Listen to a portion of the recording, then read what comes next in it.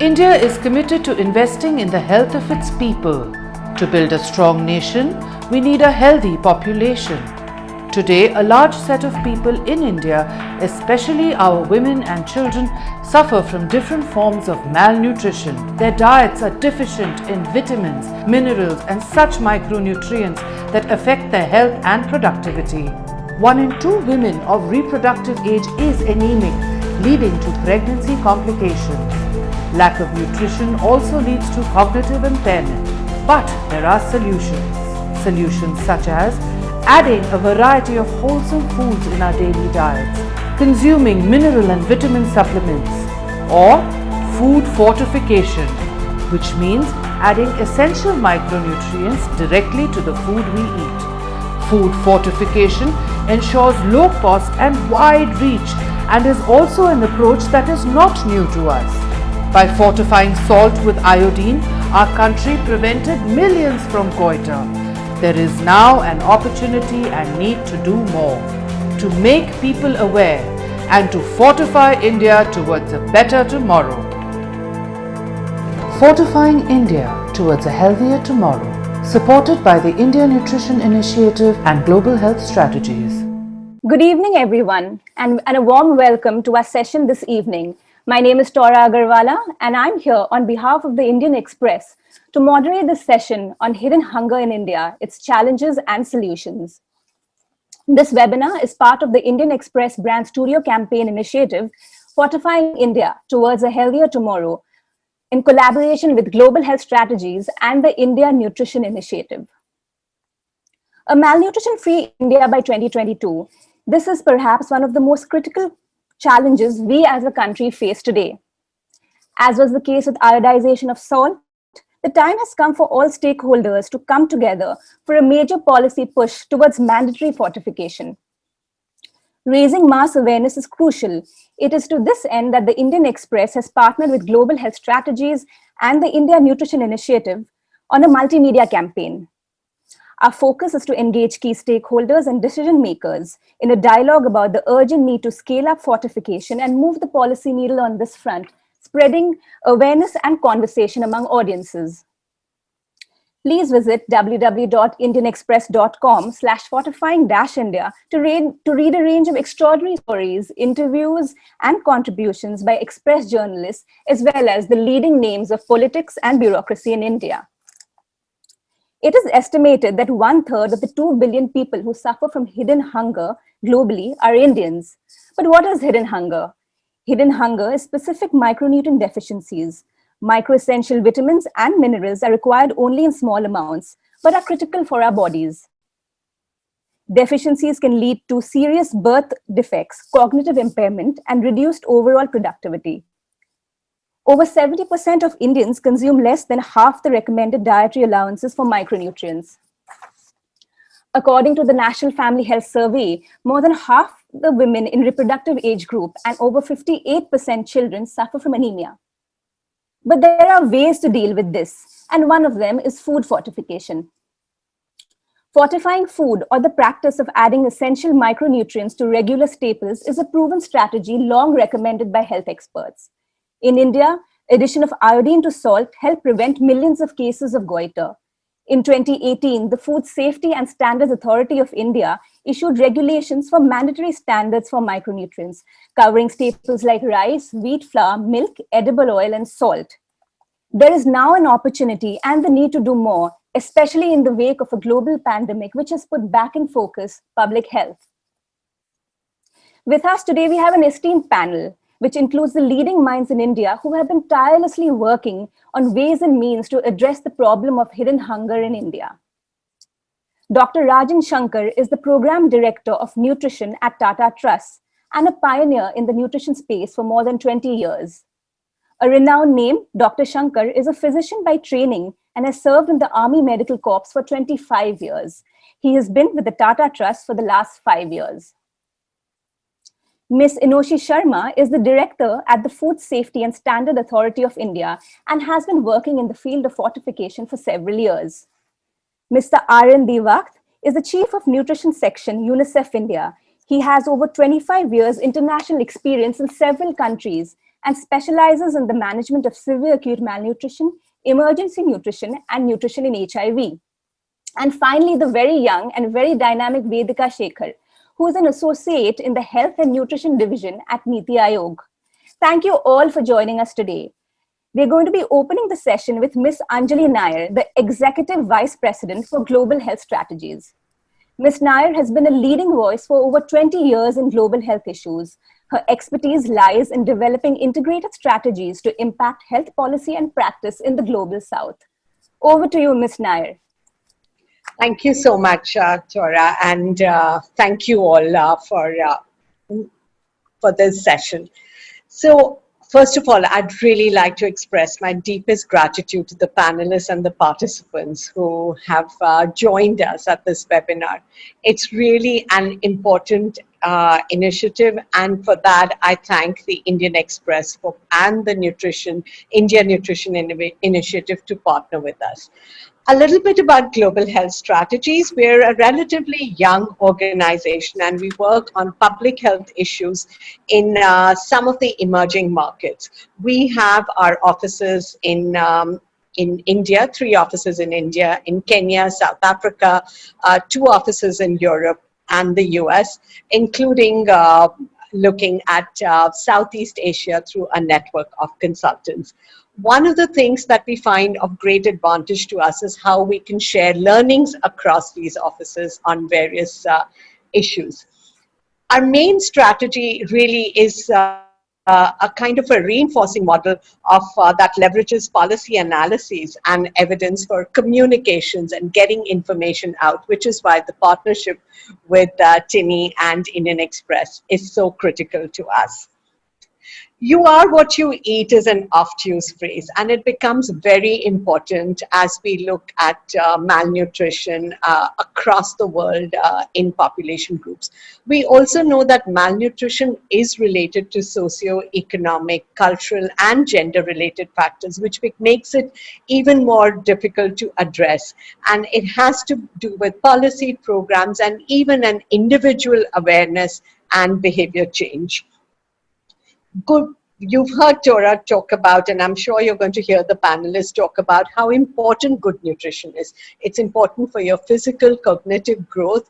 It's also important so that you can live a healthy life and contribute to your to society as well. And that's why our focus today is really looking at micronutrient malnutrition, which is really the hidden hunger. And you're going to hear the panelists talk a lot about it. In India, we have the double burden of malnutrition. While, as Tora mentioned, we do have high rates of anemia in women and children, but we are also beginning to see an increasing number of people that are overweight, which leads to cardiovascular disease and diabetes. So nutrition, optimum nutrition, is to address both under and over nutrition. We are going to address challenges, but we are also going to identify opportunities and solutions in this webinar. We are going to talk about the Prime Minister's flagship initiative, Poshan Abhiyan, that is in a mission mode. We are going to talk about some amazing steps that have been taken by the Food Safety and Standards Authority of India in the last few years, and some of the landmark push to fortify foods, and as you heard about salt and therefore looking at other foods as well. Once again, this is a collective initiative, and I hope you find this webinar very interesting, informative, as well as we look forward to a discussion at the end of it. We've got amazing panelists. And lastly, saying thank you again. Tora, over to you to start the discussion. Before we start with our first panelist, I'd be very happy to share that this webinar has been featured on the UN General Assembly Guide this year. Called the UNGA Guide, this is a virtual list of events around the world pertaining to the UN Sustainable Development Goals. So if you're joining us from any other part of the world, welcome, and I do hope you're enjoying this session. So without further ado, I'd like to invite our very first panelist, Dr. Shankar, for his opening comments, please. Thank you. Thank you very much, Tora. And I would, at the outset, like to thank Indian Express Anjali Nair and GHS and other panelists for organizing this. This is really timely. It's timely for several reasons. As you said, the pandemic has really brought to fore public health and nutrition as fundamental drivers of growth and fundamental foundational piece for human well-being, whether it to fight a nasty virus or to live. Now, at the cost of being repetitive, I'd like to say micronutrients are just vitamins and minerals. Most of them have to come to us from the diet we eat.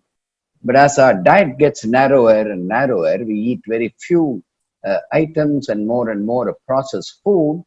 The vitamins are missing in our diet, or whatever is there in the diet is also in the processing takes away.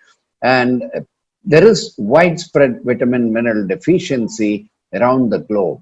That's why you find nearly 2 billion people who suffer from vitamin mineral deficiency around the globe, and in India too, it is really widespread. We are more than half of the women anemic. Now, there are several ways by which you can address it.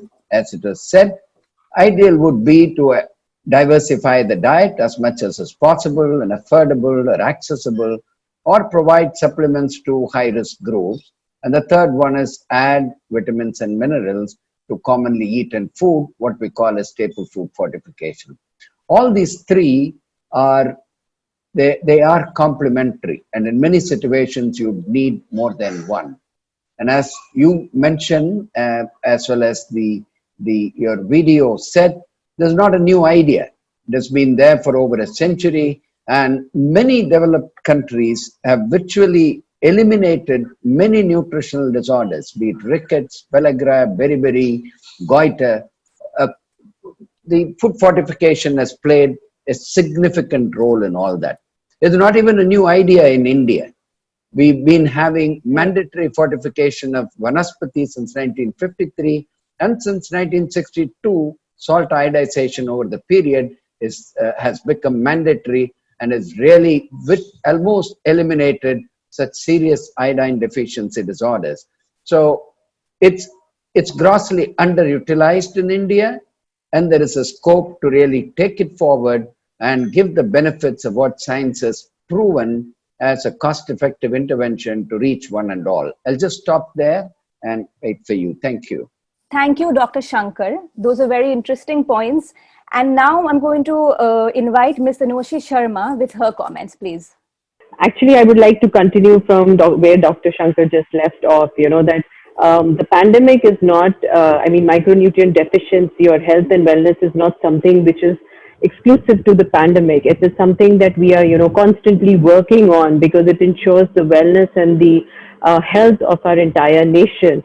And we've got amazing number of statistics which show that actually there is a lot of people, in fact, a large population which is facing micronutrient deficiency.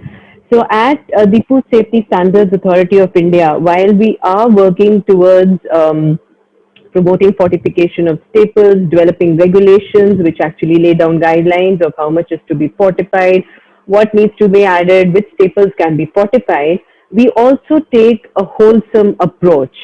The Food Safety Standards Authority of India has in the past few years launched the Eat Right India initiative. The Eat Right India initiative is based on the food systems approach, that you just can't tackle food in terms of food that you're taking in. It also has to talk about issues relating to how that food was produced, how it was processed, in what hygienic or safety conditions was it made, and then when you are having it, do you by any chance end up having a foodborne illness? Because even if you're having a fortified staple and you do fall ill because it was not prepared in a safe and hygienic manner, or it was not disposed of, or it was not taken care of in an environmentally sustainable manner, then also the issues come up. So with that, I hand it over back to you. Thank you. Thank you, Ms. Sharma. We'll speak more on fortification later, but before that, could I invite Mr. Devak to join us and give his opening comments, please, sir? Yes, good evening. And first of all, congratulations to all of you organizing this very important event. Important because you talk about nutrition, and nutrition is life, as we call it. I want to go one step back, actually, and re-emphasize a bit further why these micronutrients are so essential. We say that in India, about almost half, 50% of all children are too thin, or they're but too short, and too short we call it stunted. And that is because they don't have enough food, or what we call not the right type of food, the quality food. I mean, with quality food, I don't mean how it tastes or if it's spoiled. I mean, does it have all the nutrients it needs? Now, stunted means you're too short. On one hand, you might say it doesn't matter if you're short or tall. It's actually interesting that biologically, every person, on average in the world, wherever you live, wherever you come from, you have the same growth potential. And the length you have, and the length and society have, the people in a country, their length, that height, that tells us something about the conditions in which they grow up. Being too short not only means that you didn't have all the nutrients to grow tall enough, it also means that you didn't have adequate nutrients to boost and to build a strong immune system. And that's why we see that children and adults who are not having adequate nutrition might be more prone to diseases. But also, if you don't have the right nutrients, you're going to get not only a stunted length and a stunted immune system, you even get stunted brain development. Your brain doesn't develop as much and as well. And this is a young child. Yeah, as at a young age, you need the right nutrients for the brain to develop. And if that doesn't happen at a young age, it's lost forever. So actually you have tens of millions of children in India that are growing up, not getting the nutrients they need for a full brain development. And when they're 3, 4, 5, 6, 7 years old and they start going to school, they start school with a disadvantage. They've started life with a disadvantage because they didn't have the right nutrients. And that is why micronutrients, besides the proteins and the fats and the carbohydrates, which is important to address hunger and to make us also grow, but also these micronutrients are so important. We call them micronutrients because they're extremely small and you only need them in very, very, very small amounts. But micronutrient deficiency means actually macro level or macro problems for the child, for the adult who's growing up. And actually a malnourished child has got a malnourished potential for the future. And that's what you then also see in a potential society. And indeed, that's why food fortification is so important. Ideally, you get it through, as Dr. Shankar already said, you get it through a rich and nutrient-rich diet. And I think that's why we have to focus on today very much on how are we going to share this information about the importance of good nutrition with every Indian. We need every Indian to understand why good nutrition is important and how you can get it. By combining the right nutrients, by the right foods on a plate, but also when you have the possibility and it is available by fortified foods, because they do provide these additional micronutrients. Thank you very much. Thank you, Mr. Devakt. Finally, can we have Ms. Shekhar? Yeah, I really thank Indian Express to invite me to be a part of such an important discussion and a part of such a renowned panelist. I would like to start by saying that before COVID also crippling our health landscape, India did suffer from this triple burden of malnutrition, that is nutrition, micronutrient deficiency, and overweight and obesity from before, and COVID with its implications on widespread poverty and decreasing in household food security and loss of livelihoods has only aggravated and compounded this problem. Micronutrient deficiency, while it is widespread, I would also like to highlight the gender and the child aspect of it, because we see NFHS NSHS data has shown that anemia amongst women hasn't declined over the decade, and even the recent CNNS data also shows that anemia amongst the adolescent is double the amount amongst the women, amongst the girls, than that of boys. So we really need to take the gender aspect into account.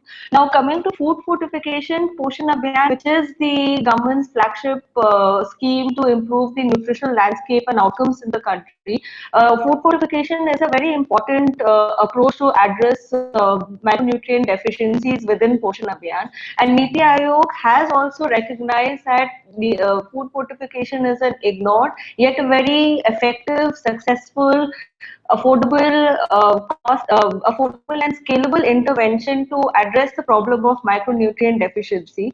And this has received we are continuously trying to address this policy blind spot, and it has received support from the highest levels in the organization. Now, one positive thing that I would like to talk about, which I think is a landmark initiative in the landscape of food fortification, has been the launch of rice fortification, the centrally sponsored scheme on rice fortification under PDS, which Niti has been very closely associated. We are kind of most of the deliberations, we were a part of it.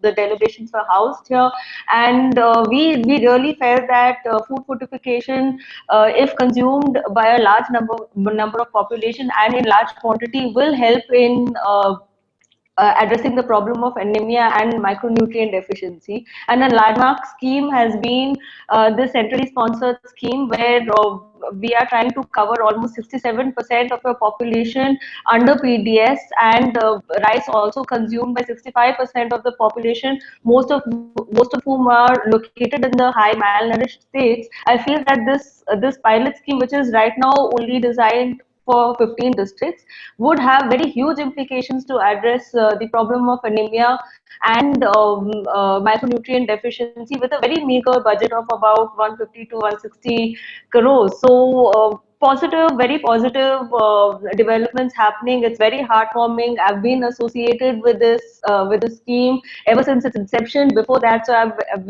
it's very heartwarming to see these positive developments happening. And on a very positive note, Gujarat has already initiated supplying fortified rice under PDS, and even the pandemic hasn't stopped the supply. So we are just hopeful that the scheme becomes operationally feasible and helps in the reduction of anemia and micronutrient deficiency.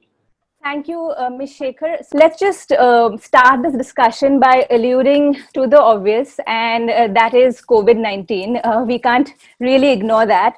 So, as Dr. Shankar had earlier said, that the pandemic is undermining nutrition, not just in India, but the world over.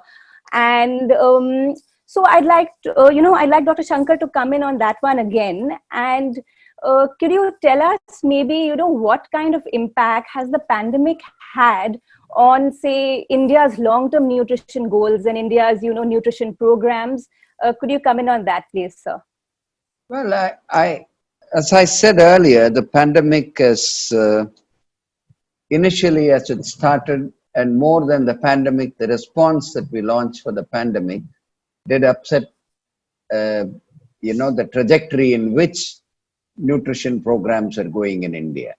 In a very long time, after the launch of Poshan Abhiyan, there's been tremendous momentum, and it was very good to see a lot of things happening.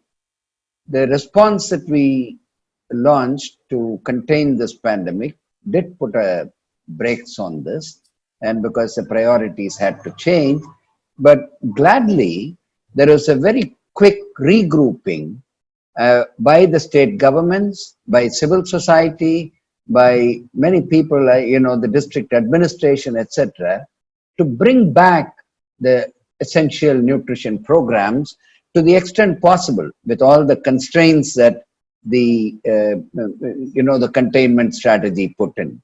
And I think the role of development partners is something which I would really like to prove. Aryan is here, and he had been in the lead to bring all the development partners We've been gathering information, supporting. So the pandemic did bring in a kind of a setback to the speed at which we were moving. But I think what it has done is it has again brought to the forefront the importance of health and nutrition and the importance of doing things that are systemic, that are long term, and not, shotgun approaches of just doing something. So I think that the government is fully aware, and I hope this will lead to very systemic changes that are fundamental. It's more at the government level as well as people have realized. There's no use running around when you have a pandemic to say, how do I improve my immunity? It doesn't improve like that.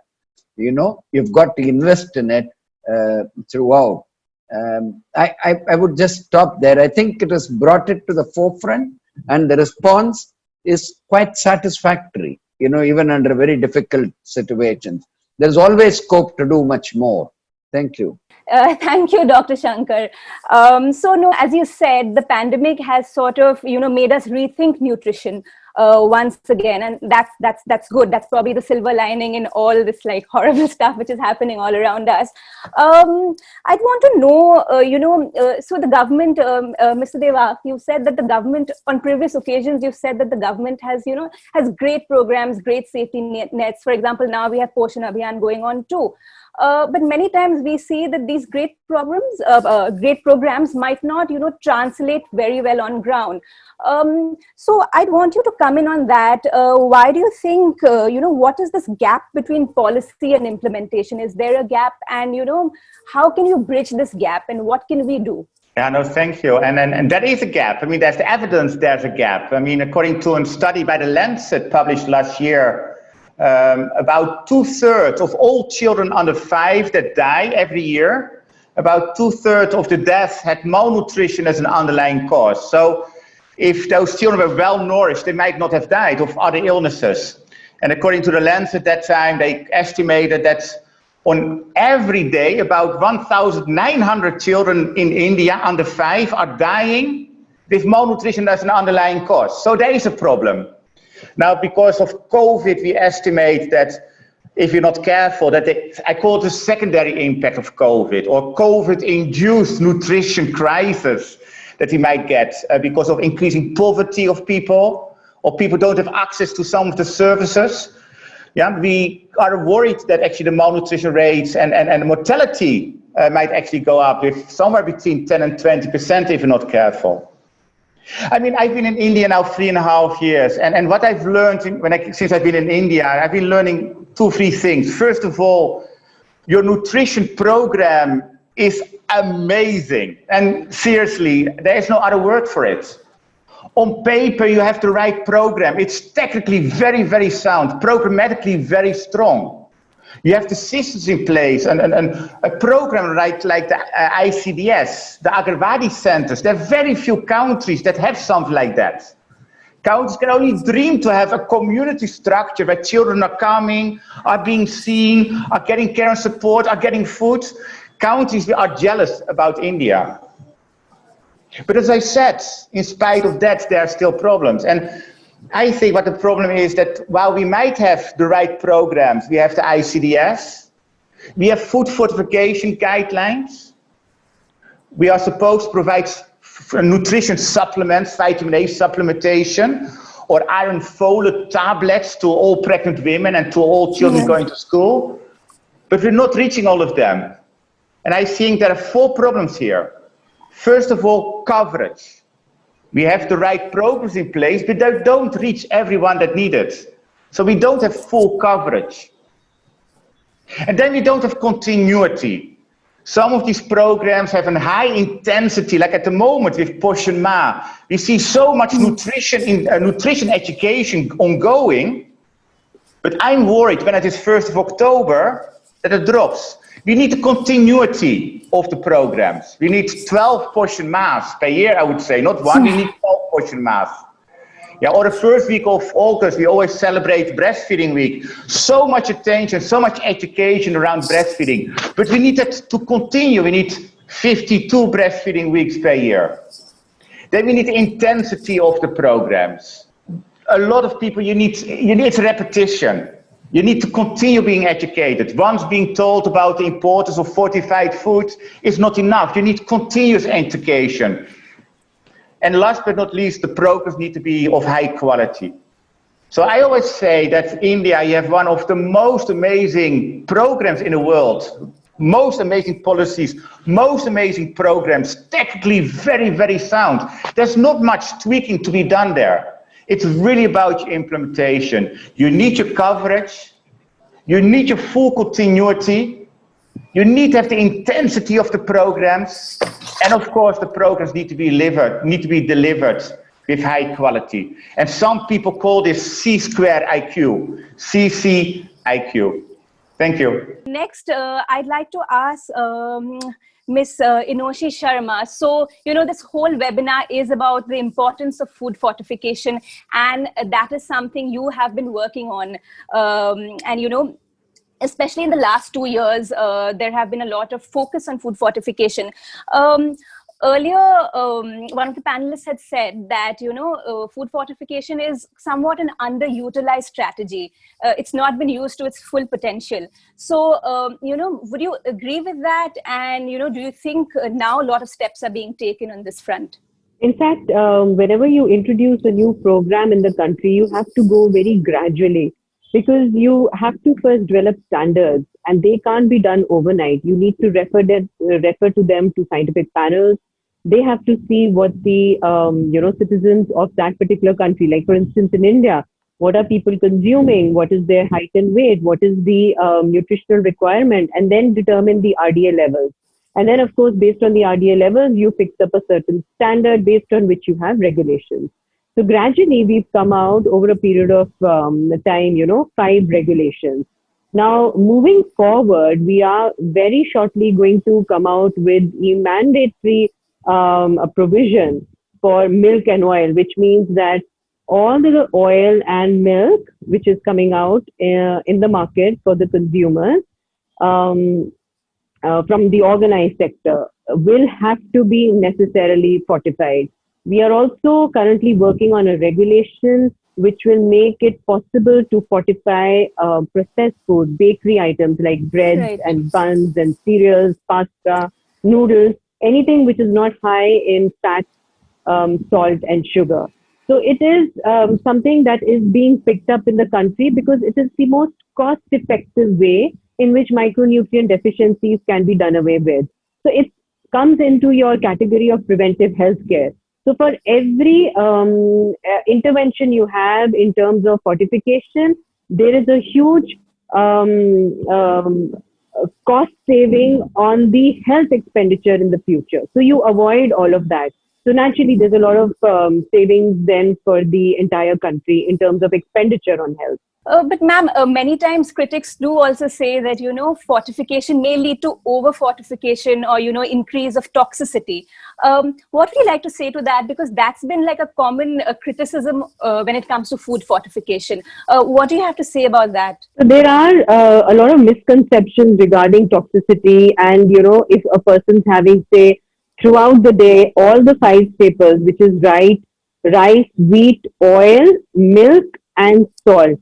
If a person has all of these cereals and the other staples during the day, these standards are made in such a way that they never cross 30 to 50% of the RDA requirements of the premixes or the elements which have been added. So there is no such fear of toxicity which can ever happen. That is exactly the reason why when these regulations are made, there are a lot of scientific discussions held within panels, and these panels are made of scientists and academia and experts in the field of nutrition, in the field of diets, in the field of this particular study.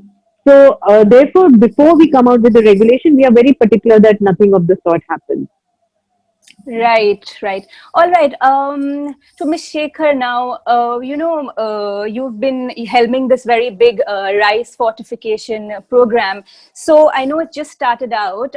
Could you speak a little bit about, how you're going to implement on ground and, what kind of impact would such rice fortification programs? Like, what kind of impact would it have? We've had few, while we were deliberating, we could see the potential impact that rice fortification can have, and we had a lot of evaluation done within India, which could back our deliberation up also. Right. So, for example, in case of there was a World Food Program sponsored project which was for supplying fortified rice and midday meal in the Gajapati district, and a very rigorous evaluation showed that between 3 years it could reduce anemia by 20%, and the 6% was exclusively attributed to food fortification. So these are very huge implications, especially in states, in these high water states where anemia prevalence is very high. So implementation would be that it's just been a year. We have 15 and the operational guidelines have left it a little flexible for the states, because obviously the modalities which the states would use, where to logistical issues like where do you fortify rice. So it's basically the fortified rice kernels which needs to be blended with the rice in a 1:100 proportion. Where is it to be blended? There are a lot of things that the states would obviously take into account before it gets fully implemented. So currently we have 15 states on board with one district each. They are at different stages of implementation. Next would be, so you have a policy done, you have your budget allocation done. It's a centrally sponsored scheme. 75 to 25% funding has been already allocated. Third would be mapping the entire logistical map chain. So where is rice getting procured from? Where are you blending it? So preferably we have said that it should be blended during the milling process, which would give a lot of systemic efficiency and cost effectiveness as well. And then how is it transported from PDS to ICDS and MDM? And then we have quality control and quality assurance is a very integral part of this entire scheme, and FSSAI has been a great support, and its role cannot be undercounted at all.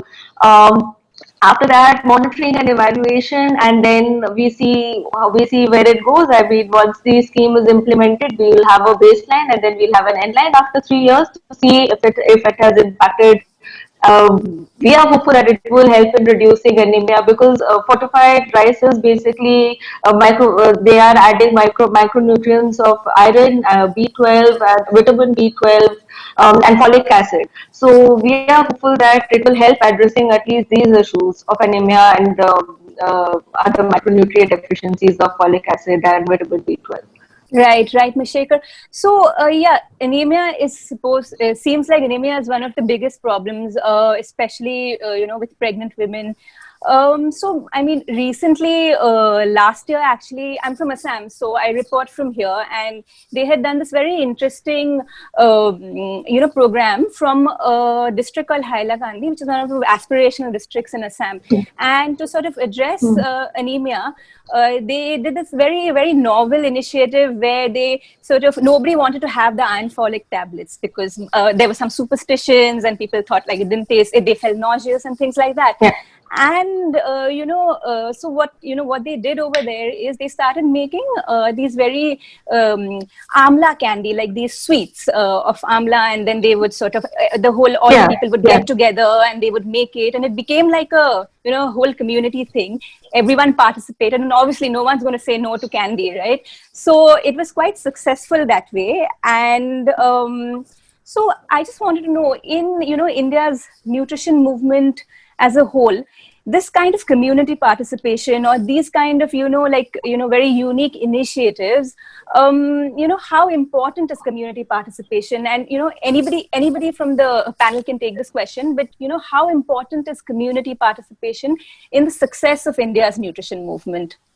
It is one of the most important aspect, if you ask me, because if the community is not aware, and the capacity of the millers and many other stakeholders in this process is not built properly, then this entire scheme would fall flat. I mean, you need to have a demand so that there is a supply, and without which, and I feel that is one of the basic challenges that food fortification encounters, that you don't have enough awareness about food fortification. And I'm seeing over the last 2 years, I have participated in the Poshan Ma in different aspirational districts also. It is the most important aspect for the success of the scheme would be information awareness, making people aware of the importance of food fortification, so that people come and buy on their own. I mean, including it in the PDS is fine, but I think people coming out and buying fortified rice, understanding the importance is very important. So this is the main critical part of the success of any scheme on food fortification, or for that matter, any other scheme. Right. Thank you. So, Dr. Shankar, would you like to weigh in on that? You've been in the space for what, 25 years, more than that. So, what do you think? Community participation, how important is it? And, anything from your experience in your career, anything you've seen which has, succeeded greatly? See, I think one of the missing pieces, like Aryan very clearly said, that India has such amazing programs. And they're all very well structured, they're very well funded, and the very little that you have to do in terms of their technical details. But they're not getting done well. One reason that he pointed out very clearly is they're all implementation failures. And to correct the implementation failure is the demand for those services is also very poor. See, the people have such problems in their day-to-day life. They have such competing priorities. When we sit in a panel and talk about hidden hunger and nutrition as important, they live a day-to-day daily life. Nobody eats nutrition. They're struggling for food. So they want to know where the next meal comes. So their priorities are very different. And therefore, the demand for the services at these excellent Anganwadi centers and the combination of Anganwadis and NHM together, what they can deliver is not working. The other thing, it's an easier thing to do is provide services in terms of products. You come to the Anganwadi center, I'll give you a vaccine, I'll give you a tablet, I'll give you ABC. But then when it needs to change people's behavior, change the societal norms and what is right and what is wrong, how people should bring in appropriate nutritional behavior as a societal norm, that requires a very different approach. Assuming that supply will automatically, lead to utilization is not working. Therefore, I think, if you were to say supply alone will not appease demand. Demand has to be created. It has got to come from people, and that is the best pressure to improve delivery of services. So I think we need, one of the best things that has happened in this is what was referred to as Poshan Ma. And I completely agree with him when Aryan said we need a Poshan Ma every month, that is every day. It has got to become a part of what we do. The people are at the center. So they've got to demand, we've got to find a way to make them realize that this is fundamental for their welfare. Right. Thank you, Dr. Shankar. So, I mean, we all know that, nutrition is important, micronutrition is important, but all of us, and maybe many of us who are watching here, have a very basic understanding of all of this. So I was just wondering, obviously, many times there is a lot of focus on women and children. So, what do you think, what is the role of, micronutrition in these two groups? Do you think they're more vulnerable than usual? And, why usually more schemes are targeted to them? So, what makes women and children so vulnerable? And if Ms. Devak could take this question, please. Yeah, thank you. And let's start with a small child. Yeah, a child is born, a child gets breast milk. And breast milk is amazing. I mean, there's no food in the world that is as good and as complete as breast milk. But it's complete and good for 6 months, because then we have to add other foods. Now imagine the size of the stomach of a child. It's about this size, the size of an egg, yeah, of a little child. Imagine I put a child on my lap and I'm having dinner with my family, and on my plate I have rice, and I might have some thin dal, and I give it to the child. Then I put rice with thin dal in its stomach, and the stomach is full very quickly. The child needs all the nutrients. We need special food for the child. I often say, and I'm always surprised, that we are willing to give adult foods to babies, but adults don't eat baby foods.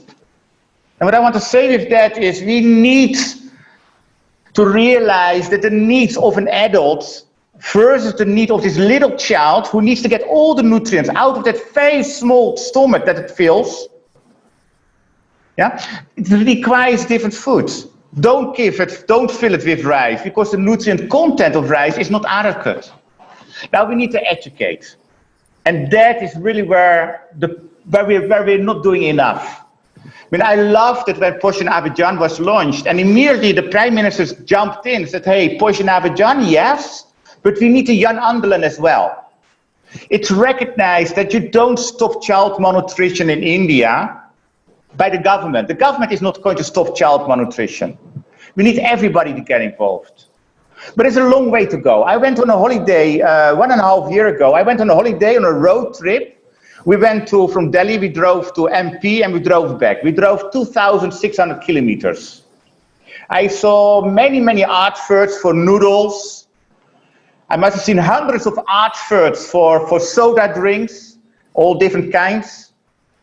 Somewhere in the village, on a wall, I saw a painting about a breastfeeding mother. And I asked, and apparently that was a breastfeeding corner where women could wait while they were waiting for a bus, and they could breastfeed there.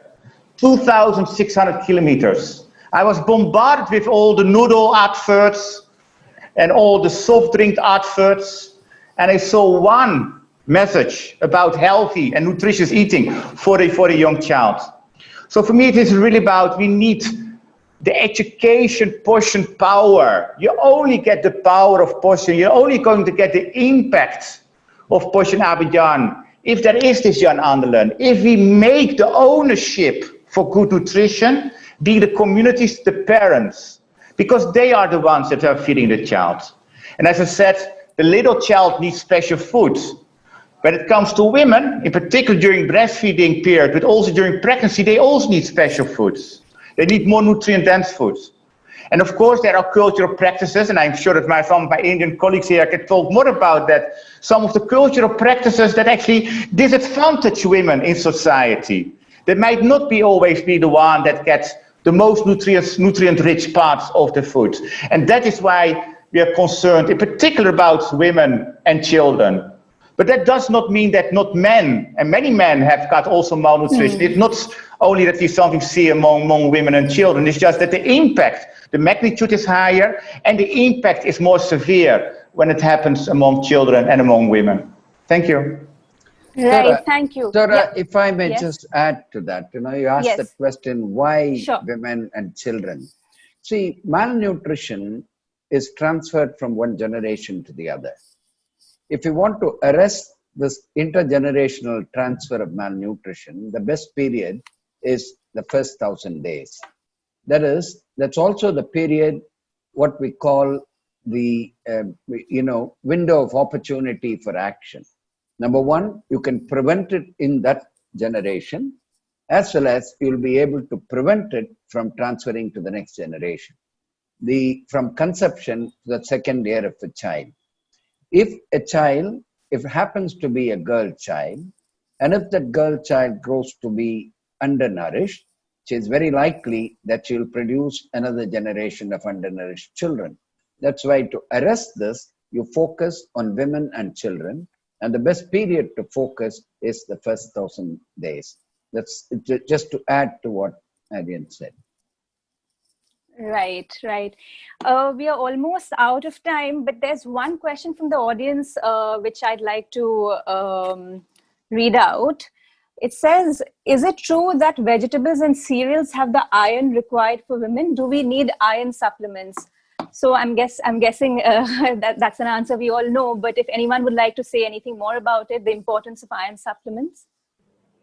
So if I can just add in here, one of the things that, we keep talking about is that if one were to have a balanced diet, which is based on, local and seasonal fruits and vegetables, which are available in a particular area, and you are also having some of the traditional foods which are grown there, not just rice and wheat, but maybe also some of the millets which were growing. Like, for instance, I'm from North India. So in Haryana, for a long time, people used to eat bajra, but they are no longer eating it. Everybody's shifting on to wheat.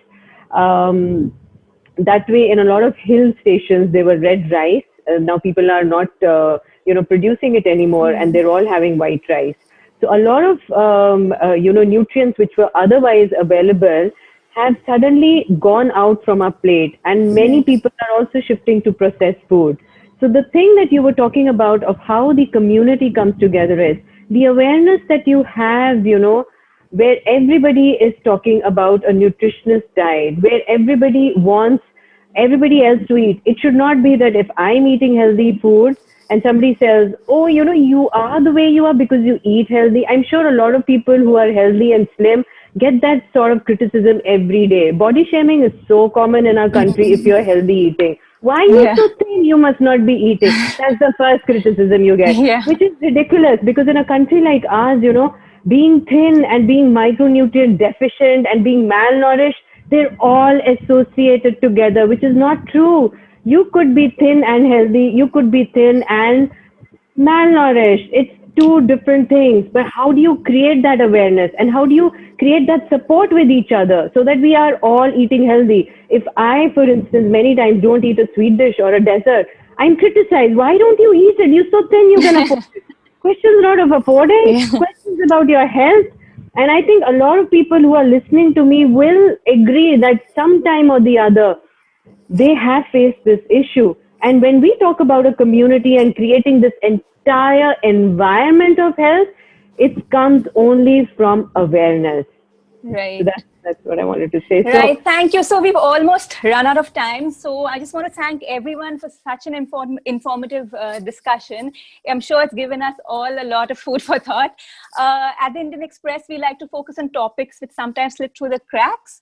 And we believe that seasoned experts and an aware citizenry can drive change. And it was the job of the media to catalyze this awareness. Our esteemed panel of experts have given us much needed perspective on a very critical issue. So thank you so much once again. And last, I'd like to thank Global Health Strategies and the India Nutrition Initiative for coming forward to address the core of micronutrient deficiency, as well as to highlight the importance of food fortification. And a big thank you to the audience for joining us today. We urge you to read more at www.indianexpress.com/fortifying-India. Thank you. And I hope you all have a great evening and stay safe. Thank you.